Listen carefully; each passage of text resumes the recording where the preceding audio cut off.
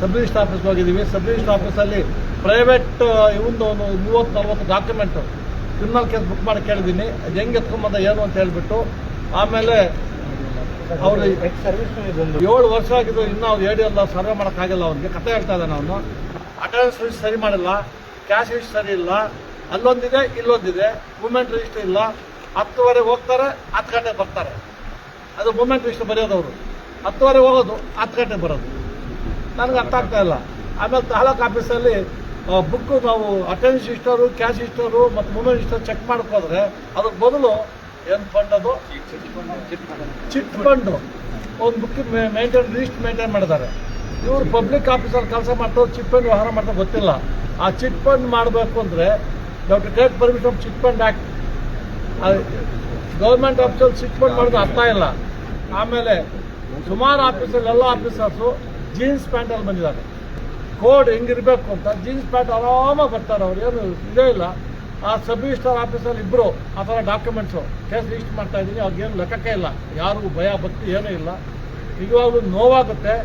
ಅದು ನೆನ್ನೆ ನಮ್ಮ DC ಅವರಲ್ಲಿ ನಾವು ಪಬ್ಲಿಕ್ ಮೀಟಿಂಗ್ ಮಾಡಿದಾಗ ಪೆಂಡಿಂಗ್ ಮ್ಯಾಟರ್ಸು ನಾವೆಲ್ಲ ಭಾರಿ ಬುದ್ಧಿವಂತರು, ಇಲ್ಲಿ ಲಿಟ್ರೇಟ್ ಅಂದರೆ ವಿದ್ಯಾವಂತರು ಜಾಸ್ತಿ ಇದರಲ್ಲಿದ್ದರು. ಇಲ್ಲಿ ನಮ್ಮಲ್ಲಿ ಮಂಕುತಿಮ್ಮ ಕಗ್ಗ ನೀವೆಲ್ಲ ಕೇಳಿರ್ತೀರಿ, DV ಗುಂಡಪ್ಪನವರು. ವಿದ್ಯಾವಂತ ಮೋಸಗಾರದ ದೇಶ ಹಾಳಾಗಿ ಹೋಗ್ತಾ ಇದೆ ಅಂತ ಇಲ್ಲಿ ಎಕ್ಸಾಂಪಲ್ ಇದೆ. ನನಗೆ ಗೊತ್ತಾಗ್ತಾ ಇದೆ. ಬರೀ 60 ಕೇಸ್ ಆಯ್ತು, 61 ಕೇಸ್ ಆಯ್ತು ನೆನ್ನೆ. ಅದು ನೋಡಿದ್ರೆ ಇಲ್ಲಿ ಬೇರೆ ಡಿಸ್ಟಿಕ್ ಕಂಪೇರ್ ಮಾಡಿದ್ರೆ ನಾನು ನೋವಿನಿಂದ ಹೇಳ್ತೀನಿ, ವಿದ್ಯಾವಂತರಿದ್ದಾರೆ, ಆದರೆ ಭಾರಿ ಮೋಸಗಾರರಿದ್ದಾರೆ.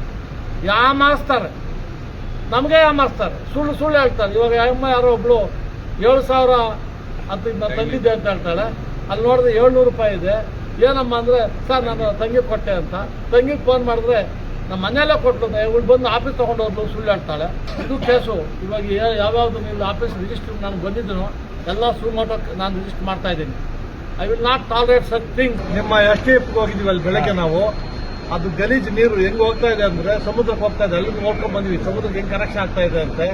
ಅಲ್ಲಿ ಬಂದರು ಹಿಂದ್ಗಡೆ ಬುಷಸ್ ಬಂದಿದೆ, ಯಾರೂ ಕ್ಲೀನ್ ಮಾಡ್ತಾ ಇಲ್ಲ. ಆ STFದು ನಿಮ್ಮ ಬಂದರ್ದು ನಾನು ಕೇಸ್ ಸುಮೋಟೋ ಕೇಸ್ ರಿಜಿಸ್ಟರ್ ಮಾಡ್ತಾ ಇದ್ದೇನೆ. ಏನೇನೂ ಇಲ್ಲ. ಅದು ಗಲೀಜು ನೀರು ಮಾಡಿ ನಮ್ಮ ಉಡುಪಿ ಜನ ಕೊಟ್ಟು ಅದು ಸಮುದ್ರಕ್ಕೆ ಹೋಗಿ ನಾವು ಬೆಂಗಳೂರು ಜನ ತಿಂತಾ ಇದೀವಿ ಮೀನನ್ನು. ಇವಾಗ ಅಲ್ಲಿ ಬ್ರೀಡಿಂಗ್ ಸತ್ತೋಗಿದೆ. ಇದೆಲ್ಲ ಕೆಮಿಕಲ್ಸ್ ಹೋಗಿ ಬ್ರೀಡಿಂಗ್ ಇರುವಂತ ಸಮುದ್ರದಲ್ಲಿ. ಅದಾದ್ಮೇಲೆ ನಿಮ್ಮ ಬಸ್ ಸ್ಟ್ಯಾಂಡ್ ಬಂದಿದ್ವಿ. ನಿಮ್ಮ ಬಸ್ ಸ್ಟ್ಯಾಂಡ್ ಅಲ್ಲಿ ಅವನು ಡ್ರಮ್ಗಳು ಇಟ್ಬಿಟ್ಟಾನೆ, ಓಪನ್ ಡ್ರಮ್. ಗಲೀಜು ಗಲೀಜಲ್ಲ. ಅದಕ್ಕೆ ಇವತ್ತು ಅದೆಲ್ಲ ಕ್ಲೀನ್ ಮಾಡಿ ಅದು ಸಪ್ರೇಟ್ ಓಪನ್ ಆಗಿ ಹಂಗೆ ಒಳಗೆ ಮುಚ್ಕೊಳುತ್ತೆ. ಆ ಥರ ಆ ಟಾಯ್ಲೆಟ್ಸ್ ಎಲ್ಲ ಕ್ಲೀನ್ ಮಾಡಬೇಕು.